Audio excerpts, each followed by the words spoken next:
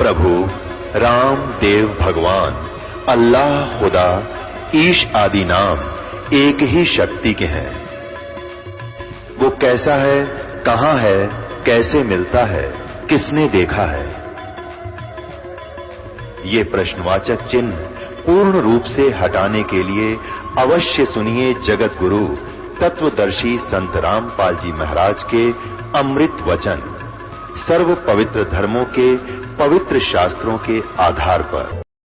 और पूरा खारा पानी भर रखा हो, उसको या तो सारे न उलट दे, इतनी हिम्मत को ना अपने में, तो उसका दूसरा तरीका यह है कि उसमें मीठा पानी डालता ही रहे, वो ओवरफ्लो होता रहेगा, वो खारा पानी निकल जाएगा, फिर एक दिन मीठा रह जाएगा। तो इस सत्य ज्ञान को, तत्व ज्ञान को सुनता ही रहे। आपका जो खारा पानी पहले का भरा हुआ वो धीरे धीरे बाहर निकलता रहेगा और फिर कुछ समय के उपरांत वो पूर्ण रूप से एक ही ज्ञान, एक ही भगवान और एक ही उसको पाने की विधि शेष रह जाएगी। अब परमात्मा की तरफ तलाश जीवात्मा को उसी समय से है जब से ये उससे बिछुड़ कर आई है। और काल ने कसम खाई है कि मैं इस जीव को सत मार्ग पर लगने नहीं दूंगा, इसको सत्य तक पहुंचने नहीं दूंगा। उसके लिए इसने भरसक प्रयत्न किया हुआ है। करोड़ों मार्गदर्शक छोड़ रखे हैं अपने दूत, एक दूसरे के माध्यम से तैयार करवा के। कोई कहता पूर्व में परमात्मा है, कोई कहता पश्चिम में है, कोई कहता उत्तर में है, कोई कहता दक्षिण में है, कोई कहता ऊपर को है, कोई कहता दोनों के बीच में दिशा बनती है। यानी अपने अपने थ्योरी, अपने अपने सिद्धांत, अपने अपनी कथाएं, अपना अपना मेथड बना के और इन भोली आत्माओं का अंडोला बना रखे। अब जितने भी संतों और पंथों के दास ने इतिहास पढ़े, अपने सदग्रंथों के अतिरिक्त और उन महापुरुषों जिन्होंने परमात्मा पाया है, साक्षात दर्शन हुए, उनके विचारों से की अमृतवाणी के अतिरिक्त अन्य जितने भी संत पंथ और पंथ प्रवर्तक बने हैं, उनकी घुमा फिराकर एक ही थ्योरी है, एक ही सिद्धांत है सभी का, पर अपनी चतुरता थोड़ी सी अलग बना करके भोली आत्माओं को ये दिखाया है कि मैं उससे अलग ज्ञान जानता हूं। धन धन सतगुरु राधा स्वामी पंथ, राधा स्वामी पंथ से ही धन धन सतगुरु पंथ एक मनमुखी संत ने चालू किया। और राधा स्वामी पंथ भी मनमुखी ही चालू है, क्योंकि इस राधा स्वामी पंथ का जो प्रवर्तक है श्री शिवदयाल जी महाराज, वो कहते मेरा ये राधा स्वामी पंथ नहीं है, ये तो इस सालग्राम ने बाद में अपनी मर्जी तो चला दिया, और ना मानते तो मरो कुएं में पड़ गए। इनका एक ही सिद्धांत है। और श्री हंसादेश में कौन कौन आते हैं? श्री बालेगेश्वर जी, श्री प्रेम नाम है उनका, श्री प्रेम उर्फ बालेगेश्वर, क्यों छोटे से बालक को, और ये 7-8 वर्ष के थे जब इनके पिताजी की मृत्यु हुई। किसकी? श्री हंस जी महाराज की। और बचपन से ही वो घर में गीता जी का पाठ करते थे। बच्चे बचपन से 10-5 श्लोक याद कर रखे थे गीता जी के, कुछ उपनिषदों के, संस्कृत के। तो ऐसे ये प्रसिद्ध हो गए श्री बालेगेश्वर जी। नाम इनका प्रेम है, प्रेम, श्री प्रेम उर्फ बालेगेश्वर जी। और श्री सतपाल जी महाराज, ये श्री हंस जी महाराज के दोनों पुत्र हैं। श्री हंस जी महाराज ने क्या मार्गदर्शन किया है वो अभी थोड़ा सा आपको बताएंगे। इनका जो पंथ है और राधा स्वामी धन धन सतगुरु पंथ है, इन्होंने ही आजकल विशेषकर एक न्यारी सी चाल चली थी। बाकी तो श्री आसाराम जी, श्री सुधांशु जी जैसे ये तो बालक हैं, हुआ बाई बांडव वैसे ही, ना इनको ए का बेरा ना बी का बेरा, ब्रह्मा विष्णु महेश को सर्वेश्वर महेश्वर मृत्युंजय, और जो भी जिस तरह कोई प्रश्न होता है उसको वैसा ही गाना गुना सुना के एक मनोरंजन का साधन बना रखा है। इनके पास तो बिल्कुल ही कख नहीं है। और इन दूसरों के पास इनसे भी बुरा हाल, कम से कम ये ब्रह्मा विष्णु महेश को तो मानते हैं, और ये राधा स्वामी, धन सतगुरु और ये बाल योगेश्वरी सतपाल जी महाराज और ये अंसादेश वाले, ये तो श्री इन्होंने भगवान का नाम में निशान मिटा दिया। तो इनकी क्या छुरी है सभी की कि कान बंद करो, अनहद सुनो और आंखें बंद करके आंख दबा कर देखो, यहां प्रकाश दिखेगा। ये तो एक प्राथमिक जो है ना आपको रिहर्सल वो बताया है, और आप स्वयं अभ्यास करो, आंखें बंद करके घंटों देखते रहो, अंदर ध्यान में प्रकाश आएगा, लाइट आवेगी, फिर गुरु जी के दर्शन होंगे। कभी कभी तो जिस फोटो ना हम रोज देखें वो फोटो अंदर भी उसका प्रतिफल, क्योंकि हमारे अंदर एक कैमरा लगा हुआ है जिसको चित्रगुप्त बोलते हैं। चित्रगुप्त एक हिडन फिल्म बन रही है अंदर, और जो हम देखते हैं, जिसको ज्यादा देर अभ्यास करते हैं, जिसके ऊपर हम आसक्त हो जाते हैं, आप काफी देर बैठते रहोगे तो अंदर ना जाने कितने चेहरे आपके सामने चलने शुरू हो जाएंगे, और जिसको आप ज्यादा पसंद करते हो आपके सामने रुक जाएगा। इसको कहते हैं दर्शन हो गए, लाइट आती है, ज्योति दिखती है, ये बच्चों के खिलौने।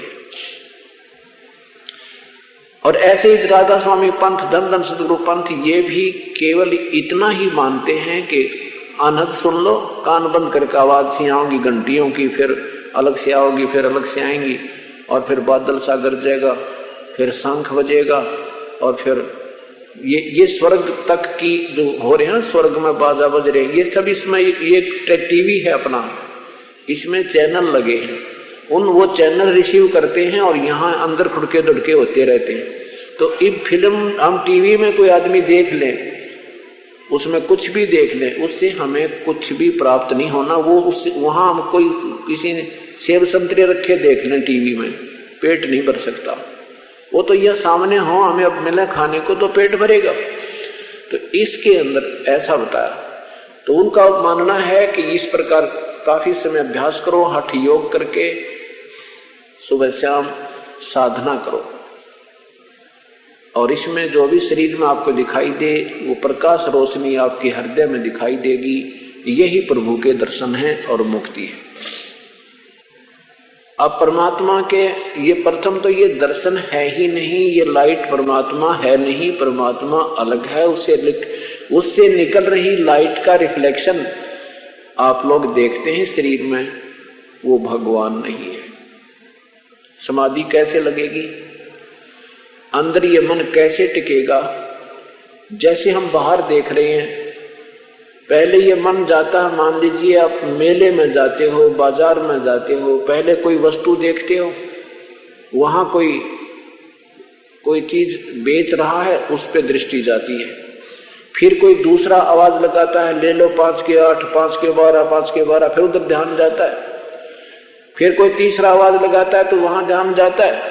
हम मेले में 2 घंटे घूमे, वहां 3 घंटे घूम लेते हैं और हमें ये नहीं पता कितनी देर हुई, क्योंकि ये मन वहां नाना प्रकार के दृश्य देख रहा है और ये टिक नहीं रहा, फिर भी ये देख रहा, कभी उसको देख रहा, कभी उसको देख रहा, कभी उसको देख रहा।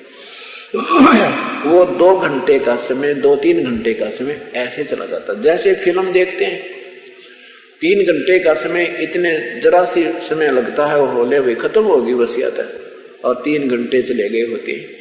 तो उनसे इसी प्रकार जब इस मन को बाहर से हम अंदर ले जाते हैं, तो इस शरीर में भी एक ऐसे ही फिल्म चलती है। अब जब ये समाधि होकर के इसके अंदर चला जाता, तो इसमें इस पूरे ब्रह्मांड का टीवी रूप में एक रिसीवर लगे हुए हैं। वहां ये क्या देखता है, कहीं पर कोई नाच हो रहा है, कितने गाने हो रहे हैं, कहीं पर झरने चल रहे हैं, कई बाग बगीचे हैं, उसमें धक्के खाता फिरता रहता, कितने गुफा में घुस जाता, ये गुफा देख रहा है। कहते हैं वाह, वही आनंद आ गए, क्या बात की, बड़ी शांति मिली हृदय को। ना तो शांति हृदय को मिलती, मन ने धक्के ऊपर खावे और ने यो यहां खावे। और जो सिमरण करके यहां से बेड़ा पार करवाना था, भक्ति करके कमाई नाम की करनी थी, वो रह जाती है, वो शेष रह जाती है। फिर भी प्रभु के लिए किया प्रयत्न जैसा भी कोई करता है, उसका भी कुछ लाभ इसको अवश्य मिलता है। ये अध्यात्म, ये तत्व ज्ञान जो आध्यात्मिक तत्व ज्ञान है, इसको समझे, पूरा समझने के बाद ये मन डटेगा, तब ये स्थिर होगा और तब ही भक्ति आपकी बिल्कुल सीधी चलेगी। इसको समझने के लिए रह रहकर सत्संग सुनने होंगे आपको, या फिर ये तत्व ज्ञान युक्त पुस्तकों को रह रहकर पढ़ना होगा। फिर भी कोई शंका शेष रह जाती है तो सत्संग से निवारण होगा उसका। अब जैसे संतों ने काफी वर्षों, ऋषियों ने काफी वर्षों तक हठ योग करके, आंखें बंद करके साधनाएं की है। अब कोई कहे कि इनका कोई लाभ नहीं मिलता इनको, तो ये क्यों किया इन्होंने? लाभ, जो लाभ हमें चाहिए था वो नहीं मिलता। जैसे कोई भांग बोएगा खेत में तो भांग हो जाएगी, गवार बोएगा गवार हो जाएगा, ज्वार बोएगा ज्वार हो जाएगी, बाजरा बीजेगा बाजरा ही फलेगा, और ना कुछ बीजेगा तो आग अड़ंगा जरूर होगा, उसमें कुछ ना कुछ झाड़ बोझड़े अवश्य उत्पन्न हो जाते हैं। जो भी हम परमात्मा का आश्रय लेकर और किसी भी मंत्र, चाहे किसी वेद का एक मंत्र जाप करना शुरू कर दो, और चाहे किसी गीता जी का, और चाहे कोई गायत्री मंत्र बना रखा 4 वेदों से एक एक अक्षर ले करके, और चाहे किसी जैसे ये राधे श्याम सीताराम ये जाप करते हैं, या कोई भी जाप मत करो, आप परमात्मा के नाम पर बैठना शुरू कर दो, घंटे 2 घंटे 4 घंटे, यानी उस हठ योग भी कर लोगे, उसका उसमें से भी आपको कुछ न कुछ सिद्धियां आ जाती हैं। और उस बैठे रहने से तप बनता है, तप से राज्य मिलता है। नेक्स्ट जीवन में तप से राजसत्ता में हिस्सा होता है, राजसत्ता में। अब जैसे अब अधिकारी गण जो राजा लोग 2 प्रकार से बनते हैं, एक तो पुण्य के आधार से, और सिमरन नाम जो विधिवत सिमरन है, जैसे ओम नाम का जाप ही वेदों अनुसार गीता अनुसार, अन्य कोई मंत्र नहीं है। और उस अन्य मंत्रों के भी जाप से मतलब वो लाभ नहीं मिलता जो ओम नाम के जाप से। अन्य मंत्रों का जाप जो करते हैं और बैठे रहते हैं, सैक्रिफाइस कर देते हैं, उसको केवल उस सैक्रिफाइस का और बैठे रहने का लाभ होता है, उस अन्य मंत्र का लाभ नहीं होता। उस मंत्र की आड़ में वो बैठा रहता है कई घंटे, दिन में 2-2 4-4 10-10 घंटे वो लगा रहता है। उससे बैठने का जो तप, उसके 10-20-50 वर्ष का वो सारा समय उसका जो है गिना जाता है। उसके आधार पर अगले जीवन में उस साधक को कुछ राज्य सत्ता प्राप्त होती है। जैसे कोई छोटा मोटा अधिकारी बन गया, कोई एमएलए मंत्री बन गया, और अच्छा तप जिसने किया है वो मुख्यमंत्री बन गया, उससे भी अच्छा तप किया है तो प्रधानमंत्री बन गया। और ये भी 2 तरह से होते हैं, एक तो ओम नाम का जाप और साथ में पुण्य आदि जिसने किए, तो वो भी इसी प्रकार अधिकारी बनेंगे, उनको भी राजसत्ता मिलेगी। और बैठा रहने से और साथ में ओम नाम के जाप से भी कुछ स्वर्ग में, शेष यहां भी उसको कुछ राजसत्ता, क्योंकि तप होता है, तप के साथ उसका राजसत्ता, ये दोनों मिलती है। तो जिन्होंने पहले जो मंत्र जाप, ओटपटांग मंत्र जाप किए और बैठ कर तप किए, दान भी किए, उनको भी जो राजसत्ता मिली है वो भक्ति नहीं करते, वो भक्ति पर नहीं लग सकते, क्योंकि उनमें प्रभु की भक्ति का जो वास्तविक अंश प्रवेश नहीं हुआ, विधिवत साधना कभी शुरू नहीं की। और जिन्होंने कभी ओम नाम का भी जाप किया है, वो भी अधिकारी मंत्रीगण बने हैं, वो फिर भी प्रभु की साधना पर लग जाते हैं। और पूर्ण संत नहीं मिलता तो फिर भी डले डोकर के 84 लाख योनियों में चले जाते हैं। तो यहां कहने का भाव यह है कि जैसे कहते हैं वही समाधिस्थ हो जाते हैं, समाधिस्थ होने से सिद्धियां प्राप्त होती। एक ही संत के 2 शिष्य थे, गुरु भाई थे,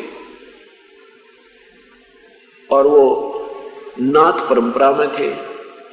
गुरुजी का शरीर अंत हो गया, दोनों ने उस आश्रम को त्याग दिया, अपनी अपनी गुरुदेव की बताई हुई साधना को दृढ़ करने के लिए, प्रफुल्लित करने के लिए, उसको सफल बनाने के लिए दोनों ही अलग अलग दिशा में चले गए। उनमें से एक को तत्व ज्ञानदर्शी संत कबीर परमेश्वर यानी उसके बताए अनुसार साधना बताने वाला संत मिल जाता है। तो उस नाथ परंपरा के सेवक ने, संत ने, साधक ने बहुत ध्यान से सत्संग सुना, तत्व ज्ञान पर विचार किया, तो उसने उस कबीर पंथ महाराज कबीर साहिब के यानी तत्वदर्शी संत से उपदेश ग्रहण कर लिया और निकला था प्रभु प्राप्ति के लिए। तन मन धन समर्पण कर दिया। उस संत ने कुछ वर्षों के बाद उसको देखकर योग्य उसको नाम देने का आदेश दे दिया और स्वयं शरीर त्याग गए। 12 वर्ष के बाद वो दोनों पुराने जो पहले गुरु का शिष्य था और फिर वो साहिब कबीर साहिब के अनुसार साधना करने लग गया था, वो दोनों एक दरिया पर एक समागम में एकत्रित हो गए। आपस में प्रेम पूर्वक मिले, कुशल मंगल पूछा।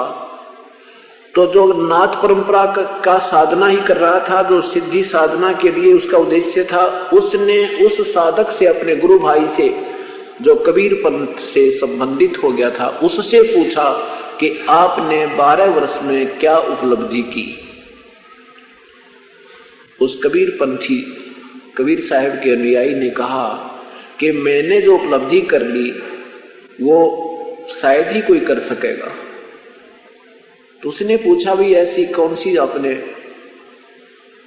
उपलब्धि की? तो उसने पूरी डिटेल बताई, पूरी कहानी सुनाई कि ये सिद्धियां, ये साधनाएं तो इस तरह की हैं, हमने पूर्ण संत का मार्ग मिल गया। तो वो कहने लगा, नाथ परंपरा वाला कहते हैं भी अच्छा बुद्धू है, ये क्या कहानी सुना रहा है, मैं दिखाता हूं मैंने क्या उपलब्धि की। वो कहने लगा, भाई चल दिखा दे तू क्या उपलब्धि की।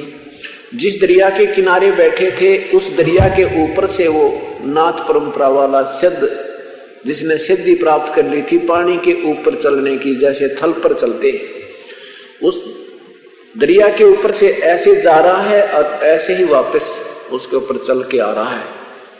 अर्जुन चौड़ा होकर खड़ा होकर देखा। तब उस साधक जो कबीर परमात्मा के यथार्थ ज्ञान से परिचित हो गया था, उसने साधना अपनी बदल ली थी, ज्ञान हो गया था, उसने माथे पर हाथ मारा के नादान 12 वर्ष में और 2 अन्नों की कमाई करी तूने। उसमें अन्ना बहुत बड़ा होता था।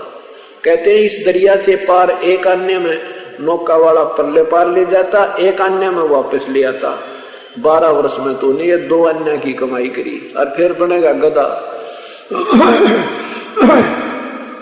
फिर उसने वो, क्योंकि पुराना अच्छा प्रेम था उनका, एक दूसरे का बोल सुहावा था, मजाक कर लिया करते आपस में बैठ के। फिर वो काफी देर से डिस्कस किया, वाद विवाद भी किया, फिर आखिर में समर्पण कर दिया। भाई सत्य कहे से आप सही कह रहे हो, तप से राज मद मानम जन्म तीसरे शुक्र सवानम, तप से राजा बनता है अगले जन्म, इस जन्म में तप किया, अगले जन्म में राजा भी महादुखी और तीसरे जन्म में पशु जोनी में शुक्र समान कुत्ता गधा बन जाता है। तपेश्वरी सो राजेश्वरी, राजेश्वरी सो नरकेश्वरी। शास्त्रों में लिखा है कि जो तप करते हैं घोर तपेश्वरी यानी सबसे ज्यादा तप करने वाला बड़ा राजा बन जाता है और उतना घोर नरक में जाता है। तपेश्वरी राजेश्वरी, राजेश्वरी सो नरकेश्वरी, यानी उसने नरक भी घोर मिला। फिर ज्यादा राजा बनेगा बड़े उसका तो ज्यादा अज्ञानता, उस ज्यादा पाप कमाता है धन संग्रह करने के लिए, राजवृद्धि करने के लिए। तो उस भक्त ने कहा, जो पहला उसका नाथ परंपरा से लगा हुआ था, उसने कहा कि भाई मेरा कल्याण करवा दे, मुझे भी उपदेश दिला, मेरा भी कल्याण करवा दे। तब वो भक्त रोने लग गया जो कबीर पंथी हो गया था, कबीर साहिब का अनुयायी हो गया था। तो वो नाथ परंपरा का साधक कहने लगा, आप रो क्यों रहे हो? उस कबीर पंथ के यानी कबीर साहिब के अनुयायी ने कहा, क्या बताऊं भाई, तेरे भाग माड़े हैं। अब वो संत नहीं रहे और वो तत्वदर्शी संत थे, अन्य से लाभ हो नहीं। तो वो विवेकी था, वो नाथ परंपरा वाले को सद्बुद्धि आई, उसने कहा कि किसी को आदेश देकर गए होंगे संत, मैं उससे उपदेश ले लूंगा। उस कबीर पंथ के अनुयायी ने कहा कि तू उससे उपदेश नहीं ले सकता जिसको वो आदेश देकर गए हैं, और ले भी लेगा तो तू चल नहीं सकता, क्योंकि गुरु के प्रति प्रभु के तुल्य भावना होनी चाहिए। तो नाथ परंपरा वाले ने कहा कि ऐसी कौन सी बात कही आपने, मुझे तो आत्म कल्याण चाहिए, चाहे वो किसी डले नबी कह गए होंगे ना, डले को मैं उसको भगवान मान लूंगा, मुझे तो अपना कल्याण करवाना है। तब उस भक्त ने कहा, उस संत ने कहा कि इस दास को आदेश देकर गए और तू मेरा गुरु भाई रहा है, और वो भी सीनियर था मेरे तो उस पंथ में, या जूनियर सीनियर की बीमारी इन पंथों में भी घनी खतरनाक है, और जहां पर ऊंच नीच और वेरिएशन है वहां भक्ति नाम का अंश नहीं होता। तब उस प्यारी आत्मा ने नाथ परंपरा वाले ने कहा कि आपने न्यू क्यों कर कैसे कह दिया कि मैं आपसे नाम नहीं ले सकता, आप मेरे भगवान, मैं आपका बालक है। हमने तो ये लीला करके यहाँ से पार, ये रोल है गुरु और शिष्य का, अपन कल्याण करवाना है। जब घर त्याग दिया फिर किसी मान बढ़ाई, आप मेरे भगवान, मैं आपका बच्चा, चरणों में से रख दिया, घनी देर रोया कि इससे बढ़िया और क्या होगा, कभी मेरा साथी मेरा भगवान बन गया। उपदेश ले लिया, दोनों का कल्याण हुआ। तो यहाँ कहने का भाव ये है कि अनजान व्यक्तियों ने कितनी भ्रमणाएं पैदा कर रखी हैं। कोई कहता है भगवान के दर्शन हो जाए तो पार हो जाए, कोई कहता सिद्धि से बात बन जाती है, कोई कहता जंगल में जाने से, घर त्याग देने से प्रभु प्राप्ति होती है। कई अनजान कहते हैं भाई मैं तो भक्ति पे लगूंगा ना, फिर तो घर बार त्याग कर सब चीजों तो निवृत्त होकर भाई फिर मैं तो एक का धुन लगा दूंगा। वो ऐसे विचार उन व्यक्ति होते जो कुछ ना करना हो, जिन्होंने परमात्मा का मार्ग है। जब भी समय मिला इसमें कुछ नहीं त्यागना, त्यागनी बुराई है और ग्रहण करना परमात्मा का नाम है। कभी भी मिल जाए, घर में रहते रहते, बाल बच्चों के साथ रहते रहते, अपना काम करते करते इस आत्म कल्याण के सब्जेक्ट को और लगा लेना है, बस इतना। जो हम व्यर्थ में समय बर्बाद कराया करते, कि ताश खेल के, कि गप्पे मार के, और कहीं ने उठ पटांग की बातें फिल्म सिनेमा देख करके ओके पाड़ के बेमतलब राजनीति के जिक्र करते रहते, कि तो भूता की बतलान लग जाते। उस व्यर्थ के समय को प्रभु के चरणों में लगाना है। और जो हम कितब शराब पीने में, कितब कहीं पर बीड़ी सिगरेट पीने में, फिल्म सिनेमा देखने में, या लोग दिखावा 2-3 मंजिली कोठी बनाने में पैसा बर्बाद किया करते थे, उस पैसे का सदुपयोग करना है, प्रभु के चरणों में दान धर्म में लगाना है। और कुछ खोना है, कुछ नहीं त्यागना है, त्यागनी बुराई है और ग्रहण करनी परमात्मा की सत्य भक्ति है, इतना हा काम करना है।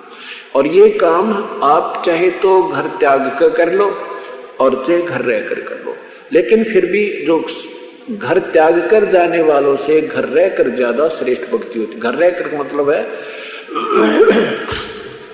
घर त्याग के, जैसे भक्त आश्रम में रहते हैं, ये भी घर है इनका, जो विधिवत साधना करते हैं, अपना काम करें, रोटी खावें, सेवा करें, अपनी भक्ति कर रहे, ये भी घर। मतलब सन्यासी किसे कहते? कर्म सन्यासी, कर्म योगी और कर्म सन्यासी। कर्म योगी वो होता है जो काम करता करता और प्रभु का सिमरण कर रहा है। तो काम करते करते ही साधना सब संतों ने, सब सदग्रंथों ने करने को संकेत किया है, आदेश दिया है। गीता जी में लिखा है कि अर्जुन तो 8वें अध्याय के 7वें श्लोक में कि तो युद्ध भी कर और मेरा सिमरण भी कर। और यही परमात्मा कहते, नाम उठत नाम बैठत नाम सोत जागवे, नाम खाते नाम पीते नाम से ती लागवे।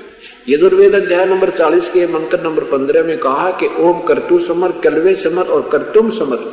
ओम नाम का जाप काम करते करते श्रवण कर, विशेष कसरत के साथ श्रवण करो। परमात्मा मनुष्य जीवन का एक विशेष उद्देश्य यही जान करके भक्ति बिना जीवन व्यर्थ है, इस उद्देश्य को मध्य रखते हुए एक ओम नाम का जाप कर। ये मेरा मंत्र है ब्रह्म का।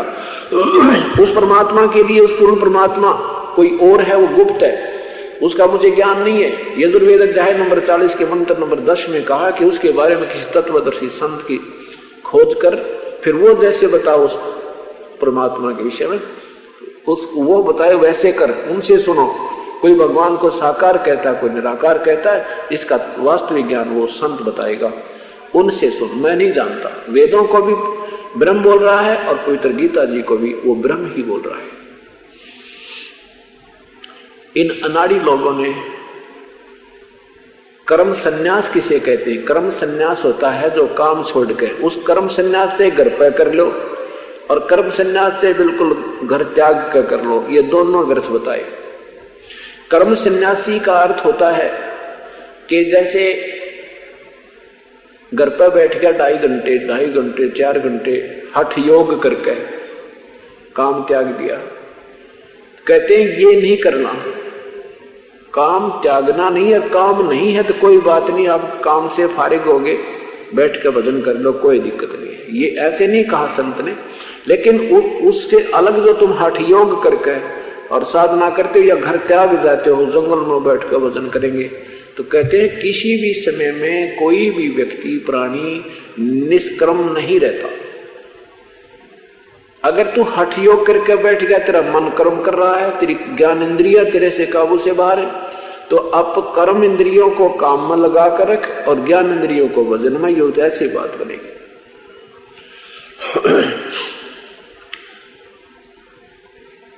तो फिर क्या बताते हैं? कर्म सन्यासी जो होता है उससे कर्म योगी श्रेष्ठ है, क्योंकि कर्म सन्यासी को अपने लोग दिखावा ड्रामे का अभिमान हो बिना रह को ना, लेकिन दोनों की भक्ति विधिवत हो, साधना जिनकी ठीक है वो दोनों ही सफल है। लेकिन कर्म सन्यासी से कर्म योगी ज्यादा श्रेष्ठ है, क्योंकि कर्म सन्यासी को अभिमान हुए बिना रह को ना। अब जैसे पहले 4 आश्रम बनाए थे इस मानव जीवन के, चौथा आश्रम वानप्रस्थ कर देते थे 75 वर्ष के बाद और 100 वर्ष तक, यानी पहले ज्यादा लंबी आयु थी तो उसको ऐसे 4 हिस्सों में बांट रखा था।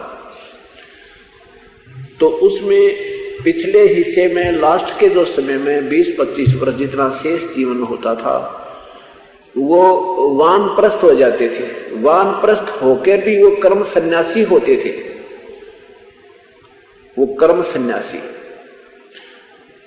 तो वहां उनकी झोंपड़ी उनके बच्चे डाल देते थे, दोनों बूढ़ा बुढ़िया के, और उनका खाने पीने का प्रबंध वो कराते थे और वो अपनी भक्ति फिर करा करते थे वहां बैठ के। फिर उन्हें काम तो कोई रहता नहीं, भजन का ही क्रियाएं जैसी उनको ज्ञान था वो किया करते।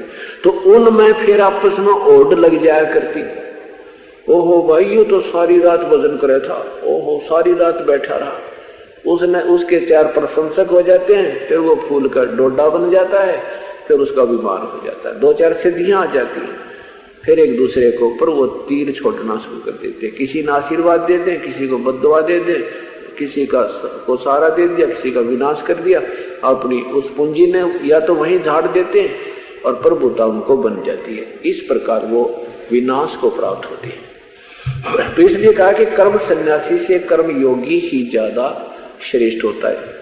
उसके बाद ये वानप्रस्थ व्यवस्था भी बंद होगी और फिर अपना बुजुर्ग क्या करते थे, वृद्धावस्था में भी अपना खेतों में पाली जाते थे, कोई पशुओं के साथ चला जाता था या कोई घर पे बच्चा ने खिलाता खिलाता अपना भजन करता रहता था। तो ये कर्म योगी ही ज्यादा उनको पसंद हुआ, यानी उसमें ज्यादा लाभ हुआ, उनको अहम नहीं होता। फिर अब इन नादान संतों ने हठ योग कर करके आम साधक की दृष्टि में तो ऐसा लगता था जैसे बहुत बड़े महापुरुष है। भाई देखो ये तो काफी दिनों से बैठे हैं, कई तो आंख भी ना खोलते हो, ये तो भाई 2 दिन हो गए, 4 दिन हो गए, पानी भी नहीं पिया, खाना भी नहीं खाया, भाई क्या बात कहने। दुनिया देखने से जाने लगी, महिमा होगी, फिर वहां उसका आश्रम बनाने लगे और बस ठाठ हो गए। परमात्मा कहते हैं ये बीमारी हमारे सतलोक में लगी थी। अब वो व्यक्ति साधना कर रहा है, हम उसको देखने जाते हैं, फिर वो साधना करके चला जाता है, वहां एक आश्रम एक मड़ी बना देते हैं, उसकी वहां सब को दबा करके फिर उसको दर्शनार्थ अपना कल्याण समझते हैं। उसके दर्शन मात्र से कहते हैं यह बीमारी काफी समय पहले से लगी हुई है अपने।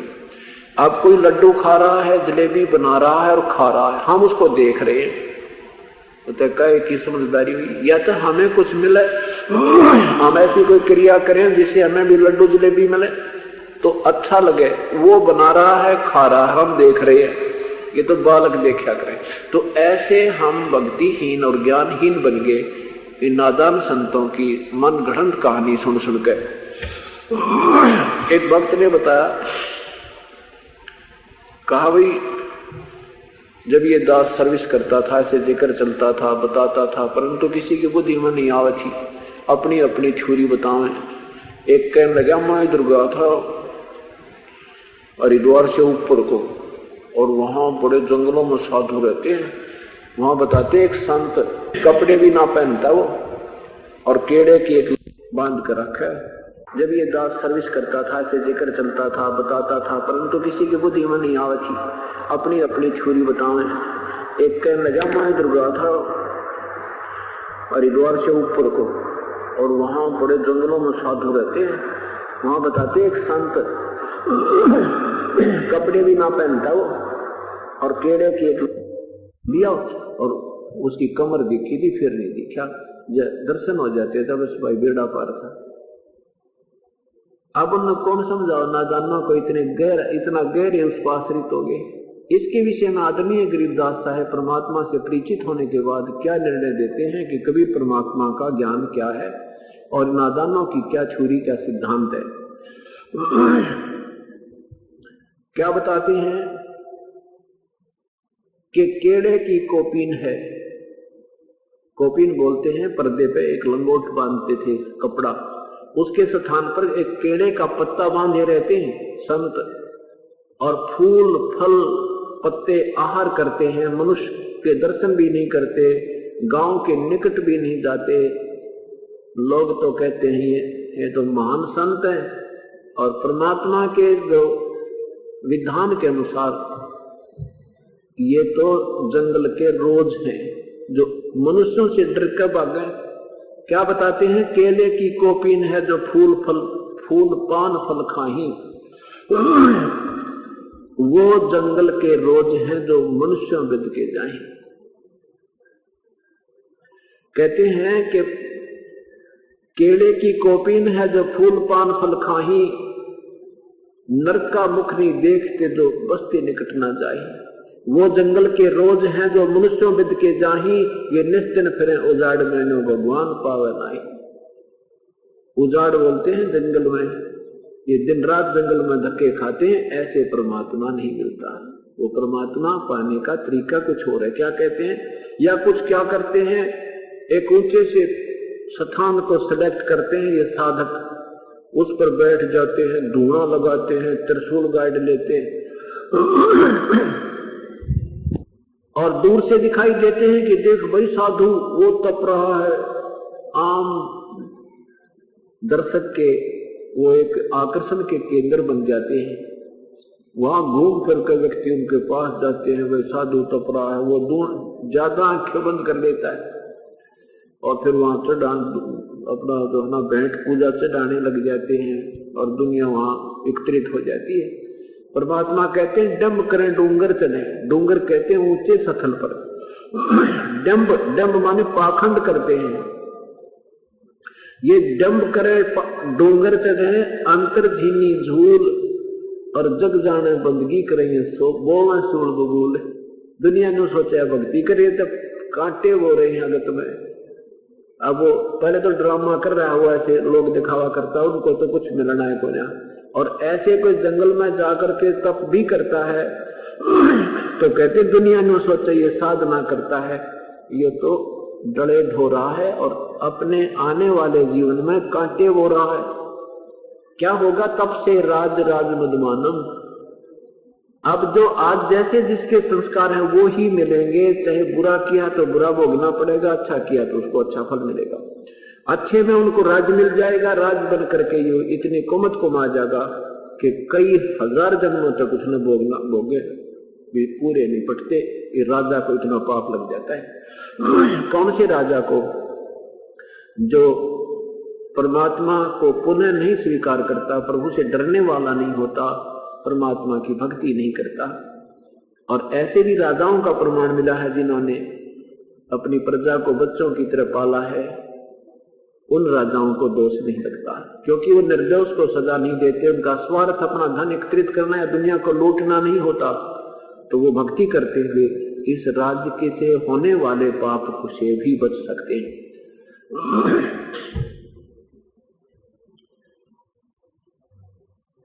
अब क्या बताते हैं परमात्मा? मत दे दिए बालम बेरे नो, मत दे दिए बालम बेरे नो, मत दे दिए बालम बेरे नो, मत संसारी दी गल नो चीन न बूझे शब्द जो गहरे नो, संसारी दी न बूझे शब्द जो गहरे नो, मुर्दा से प्रीत लगाव न जाने सतगुरु मेरे नो, मुर्दा से प्रीत लगाव न जाने सतगुरु मेरे नो, मत दे दिए बालम बेरे नो, मत दे दिए बालम बेरे नो, मत बेरे नो, मत दे दिए बालम बेरे नो, मत दे दिए बालम, मत दे दिए बालम बेरे नो, मत दे दिए बालम बेरे नो, मत लम बेरे नो, मत दे दिए बालम बेरे नो। मुर्दों से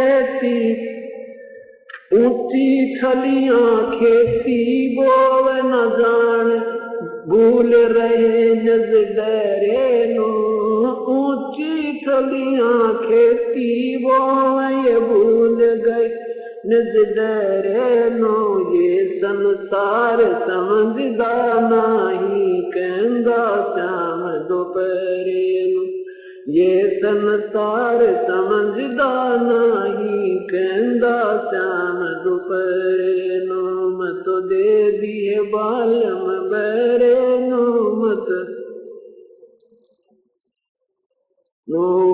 दे दिए बालम बेरे नो, मत दे दिए बालम बेरे नो, मत दे दिए बालम,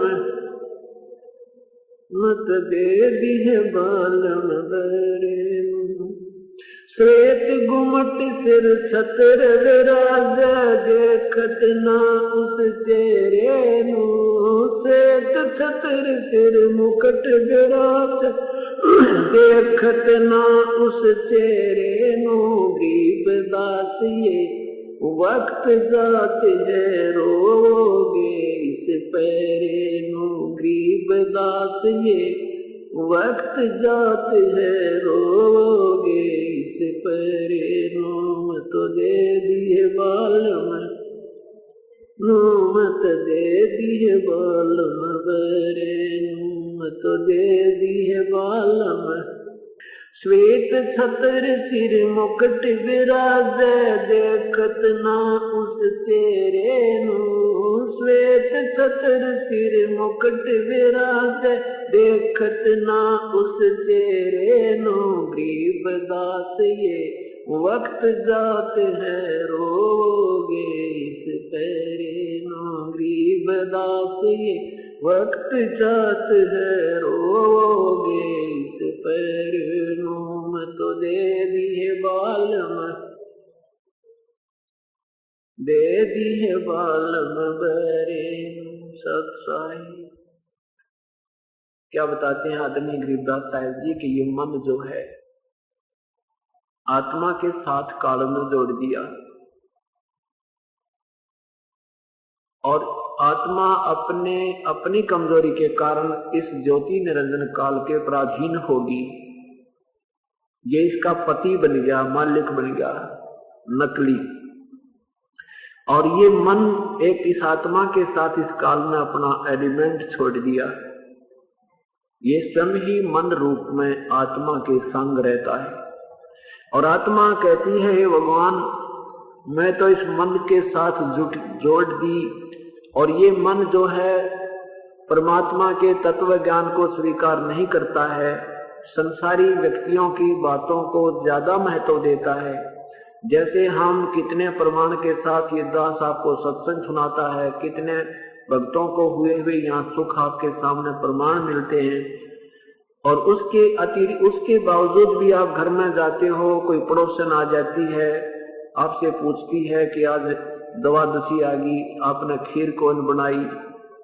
आप कहोगे हम नहीं बनाते खीर, हमने तो अपने गुरुजी से उपदेश ले लिया, हम नहीं करें इस कार्य को। तो वो फिर आप न डरावेगी, कहती है हम भी तो नाम दे रखा है ऐसे ऐसे उस संत, हम तो सब पूजा करते हैं। एक ने ना सब देवी देवता की पूजा छोड़ दी थी, उसका एक का बेटा वो मर गया, नो तो बात बिगड़ जाएगी, देख लिए।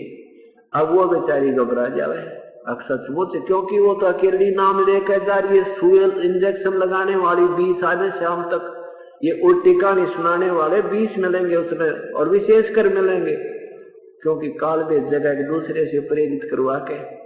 तो हमारे इतने प्रमाणों के बावजूद भी ये मन आपको डरा देगा और ये मुक्ति छुड़वा देगा। 2 गले से पंत लगे रहोगे कुछ दिन, फिर वो लाभ मिलना बंद हो जाएगा प्रभु का। तो यहाँ ये आत्मा रोती है कि देखिए मन संसारिक लोगों की बातों को तो तुरंत मान देता है, जो संत सतमार्ग दर्शन करता है, प्रमाण देता है, प्रभु की हर पॉइंट का समझाता है, उस पर यकीन को न।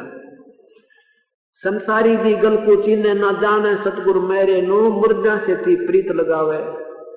संसारी की गल को चिन्ह ना बुझे शब्द जो गहरे नो, और मुर्दा से थी प्रीत लगावे न जाने सतगुरु मेरे नो। ये जिंदे सतगुरु से तो बात नहीं करता, और वो मरे हुए मर गए बाबा जी पूजा करते थे, पितर पूजने, वो 4 ईंट लगा करके खेतों या गली या जोड़ तालाब के ऊपर उनमें प्रेम तो बना बैठा। और जिन जीवित सतगुरु के से बातें नहीं करता, उसकी बातों पर विश्वास नहीं करता, फिर क्या बताते, ऊंची थड़ियां खेती वो वहां भूल गए निज डेरे नो।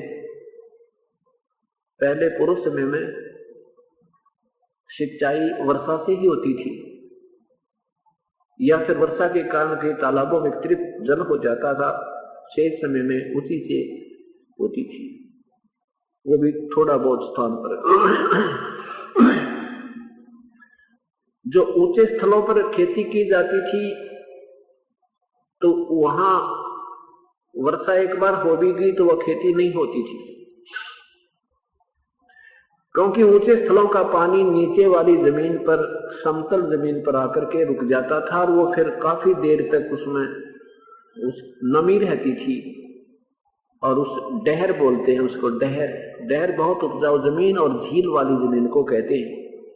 तो परमात्मा आप पे अपनी महिमा गाते हैं कि ये नादान मन अच्छी भक्ति, सत भक्ति, जिसे ज्यादा लाभ होना हो उसको स्वीकार ना करके ऊंची ठडियां यानी इन छोटी मोटी जो आम उपासना को स्वीकार कर लेता है, ग्रहण करता है। जैसे अब कावड़ लेने जाते हैं, बूढ़ी आत्मा, पैरों में छाले पड़ जाते हैं, सारा दिन पैर थक जाते हैं चल चल के, और किसी ऐसे ही ये मनमुखी साधना किसी ने बता दी, इधर देखा दुनिया जाने लगी, और मन बड़ा लगाओ चाव चढ़ाता उसमें, और कोई बात मना करे तो भी नहीं मानता, इतना दृढ़ होकर लगता है। फिर कोई बता देता है कि देखो वहां पहाड़ पर,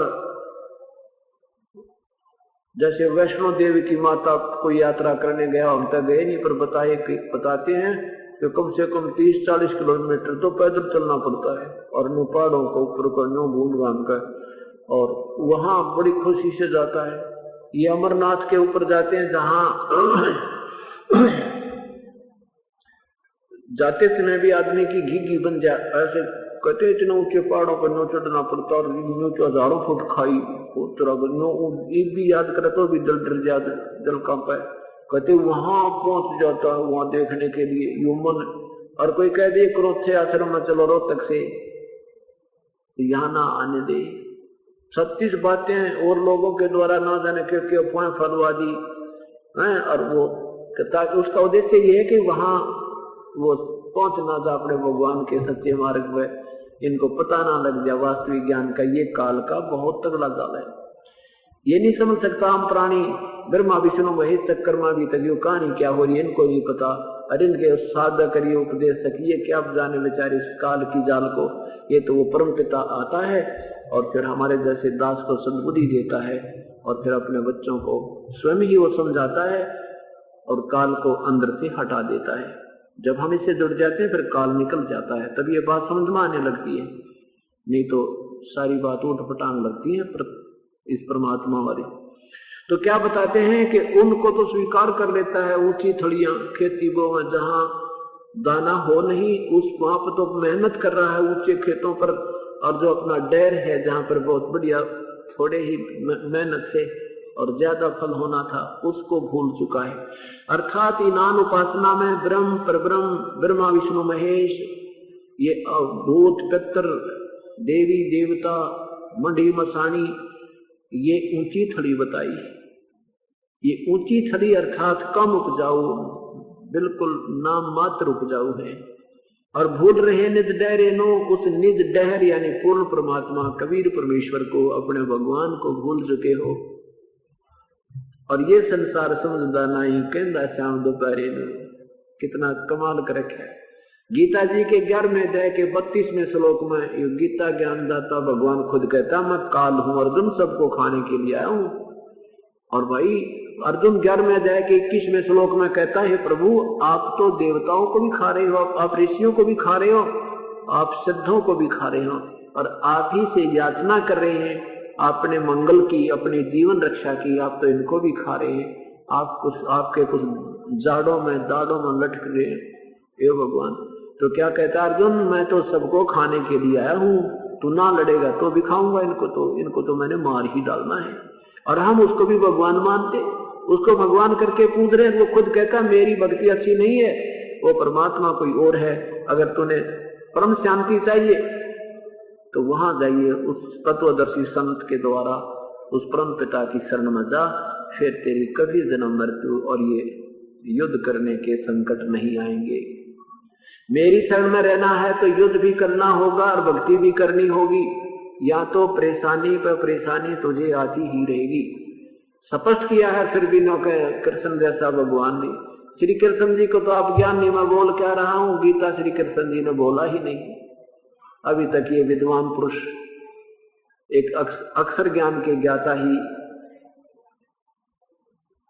ये प्रमाणित करते रहे कि श्री कृष्ण जी ने गीता जी का ज्ञान दिया। और भगवान कृष्ण कहता मुझे नहीं मालूम मैंने उसमें क्या बोला था। महाभारत संक्षिप्त महाभारत भाग 2 में पृष्ठ नंबर 667 नए का और पुराने में 1531 पृष्ठ का ये वर्णन स्वयं अपने मुख से बोला है भगवान ने कि मुझे नहीं मालूम गीता उसमें मैंने क्या बोला था और आपने याद क्यों ना रखा। बुद्धिहीन अर्जुन को डांट मार रहे सब कहते मुझे ज्ञान नहीं। इसे सिद्ध है कि भगवान श्री कृष्ण ने गीता को नहीं बोला। वो तो जब तक कौरवों का विनाश नहीं हो लिया, महाभारत नहीं हो लिया, तब तक श्री कृष्ण के शरीर में काल नहीं गया। और उसके बाद जब निकल गया तो श्री कृष्ण अपनी बोली ना, उसको गीता का ज्ञान नहीं। एक और गीता रच दी, उसका नाम लिखा कि और गीता बोल दी उसने, इससे मिलती जुलती भी कोई ना हो। तो परमात्मा कहते हैं तुम काल को तो भगवान मान बैठे, ये संसार समझदा नहीं कहंदा श्याम दोपहरे नो। जून महीने की और ये अक्षेत्र और इसमें कोई बाहर खड़ा धूप में और वो कहता भी आनंद आ रहे हैं बस क्या बात। यार उसने शराब पी रखी है, शराबी आदमी कह सकता है धूप को आनंद आ रहा है चाहे वो कितना पड़ा रहे। तो इस काल के अक्षीणिक सुख को हम प्राप्त करके इस साधना से हमारे वो नशा हो रहा है, इस मोह माया का नशा हो गया। हमने यही चीज अच्छी लग रही है तो इसलिए परमात्मा कहते हैं तुम तो जून के महीने की दोपहर के समय को शाम बता रहे हो, तुमने शाम देखी नहीं। ये संसार समझदा नहीं कहंदा श्याम दोपहरे नो।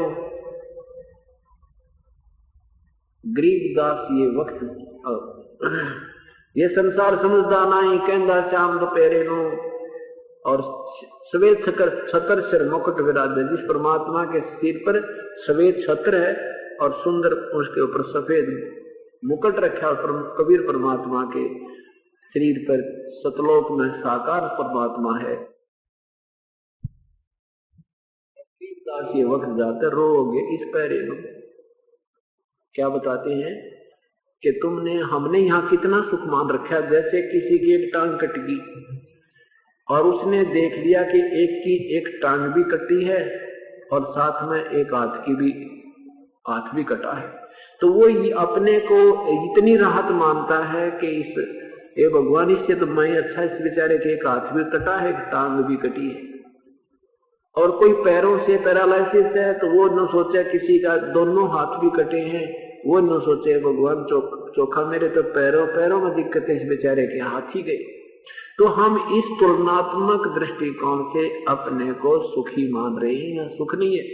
किसी के 2 बेटे थे, 3 बेटे थे, उनमें से एक मर गया, और किसी का एक था बेचारे का, वो मृत्यु को प्राप्त हुआ। तो जिसका एक मरा है वो अपने आप को नो संतुष्ट कर रहा है, चौखा है भगवान मेरे 3 थे, मेरा तो एक मर गया, बेचारे का एक ही था, इसका एक ही मर गया, इससे तो मैं ही सुखी हूं। तो ऐसे हम सुख महसूस कर रहे हैं, यहाँ सुख नाम की चीज नहीं। परमात्मा कहते हैं इस 21 ब्रह्मांड में हमने तो कोई सुखी देखा को ना। ब्रह्मांड 2100 आग लगी है, कर्तरमबाजी सभी ठगी है।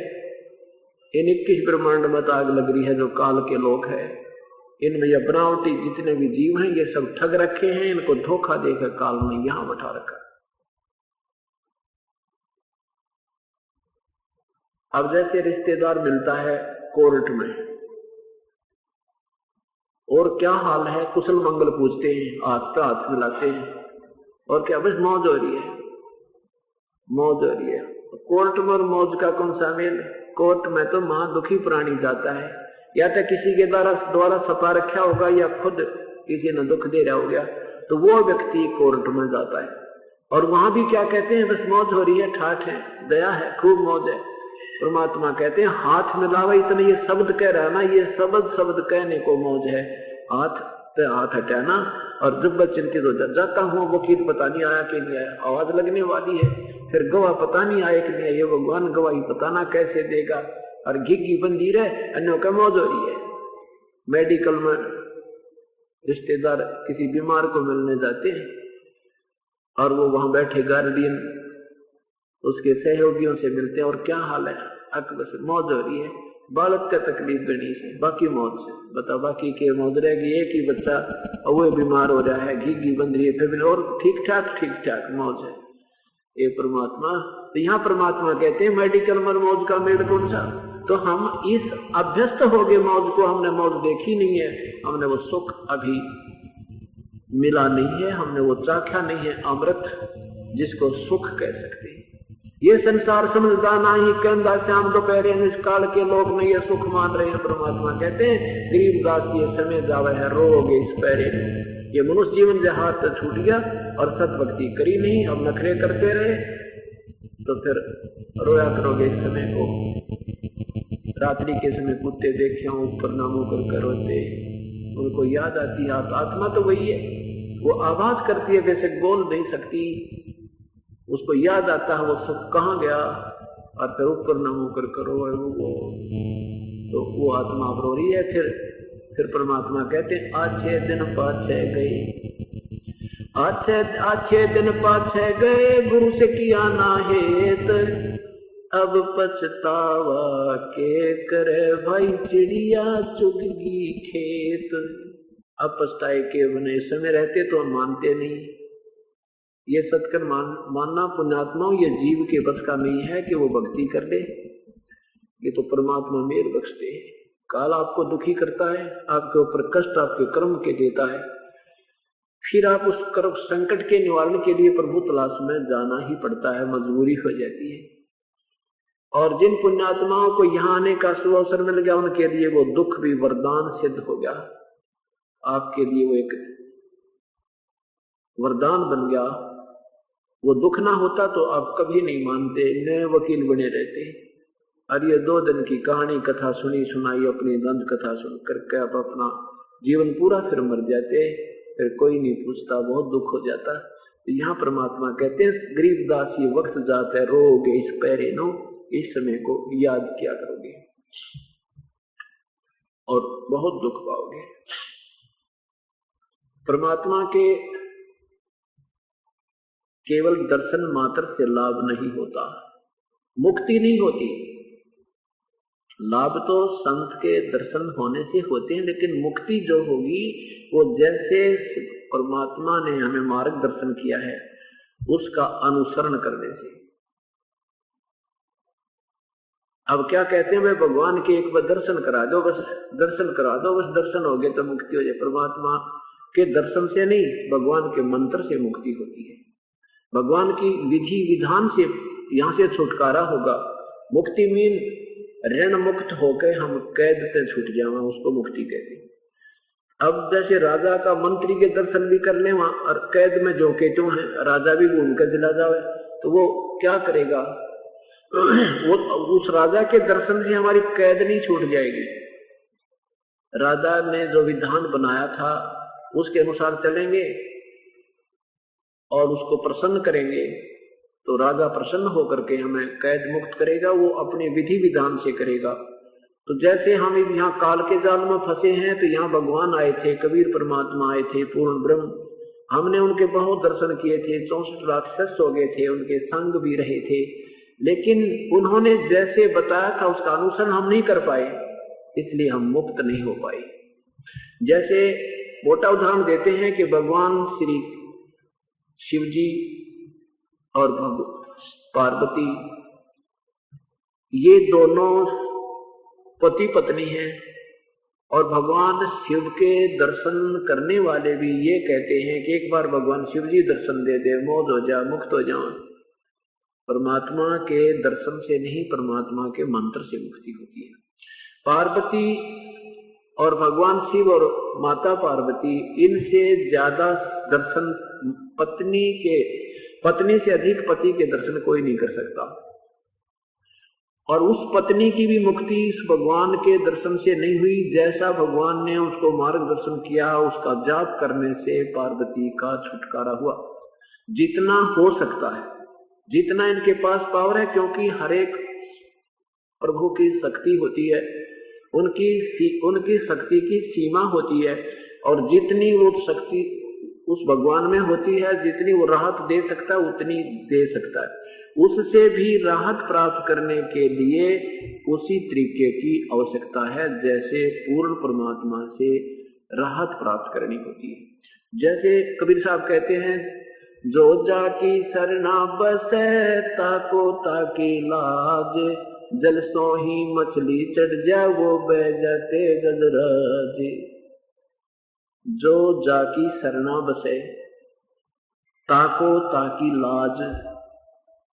अब जिस भी अधिकारी या किसी मंत्री गण से या मुख्यमंत्री से, जिस भी पावर से आपने संबंध कर लिया और पक्की दोस्ती जिससे होगी, आपका उसका एक दांत काटी रोटी होगी, फिर आप उसके पास जाते हो किसी कार्य के लिए, तो उसके पावर की, उसके लेवल की जो भी राहत होगी, आपको वहीं में कुर्सी पर बैठा कर चाय पिलाओगा और वहीं मेज पर बैठे आपका सारा काम कर देगा, और बाकी उसके बाहर खड़े खड़े लाइन में खड़े होंगे और वहां गेट पर भी नहीं जा सकते, और आपको वहां बैठा कर कुर्सी पे सारा काम कर दिया। उसने उसके विपरीत कर दिया सारा काम, यानी आपको फ्री छुट्टी दे दी, आपकी कुर्सी पर भी बैठा दिया। लेकिन वो जितनी पावर उसकी थी उतनी ही राहत दे सकता, उसके बाद वो नहीं दे सकता, जिससे आपकी दोस्ती जिस अधिकारी से है। इसका उदाहरण देते हैं कि जैसे पानी और मछली का एक बहुत प्रेम होता है, और पानी ऐसे जल ऊपर से डाउनफॉल हो रहा है, ऊपर से गिर रहा है और वह बहकर चल रहा है, और मछली जो है नो नो नो नो करती और ऊपर पहुंच जाती है, उस फाल के ऊपर चढ़ जाती है, झरने के भी ऊपर पहुंच जाती है। उसको जल ने सुविधा दे रखी है कि तक उगड़े, क्योंकि वो उसकी खास सहेली है, दोस्त है। इतना लगाओ जिस भी प्रभु से आप कर लो। और उस पानी के बहाव से गजराज ऐरावत हाथी, बड़े तगड़े हाथियों का भी राजा, मजबूत हाथी, वो भी उस पानी के उस दबाव से बह जाता है, उसके पैर भी नहीं टिकते और मछली उसके ऊपर चढ़ जाती है, अपोजिट, बिल्कुल विपरीत दिशा में। तो यहाँ परमात्मा कहते हैं जिस भी शक्ति से आपका संपर्क है, जितना वो लाभ दे सकता है वो भी आपको तब देगा जब आपका कति एक दिल हो जाएगा, आप पूर्ण अनन्य मन से उसकी उसी की भक्ति करेंगे, तब वो आपका दोस्त जितना शक्ति है आपको उतना राहत दे सकता है।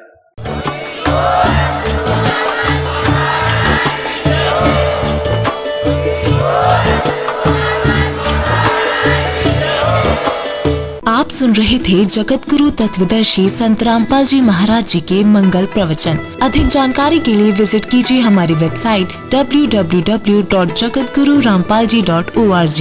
संत रामपाल जी महाराज जी के शुभ आशीर्वाद से पूरे विश्व भर में 500 से भी ज्यादा नाम दीक्षा केंद्र हैं, जिन पर संत रामपाल जी महाराज जी द्वारा ऑनलाइन निशुल्क नाम दीक्षा दी जा रही है। अपने नजदीकी नाम दीक्षा केंद्र का पता करने के लिए संपर्क करें 8222880541।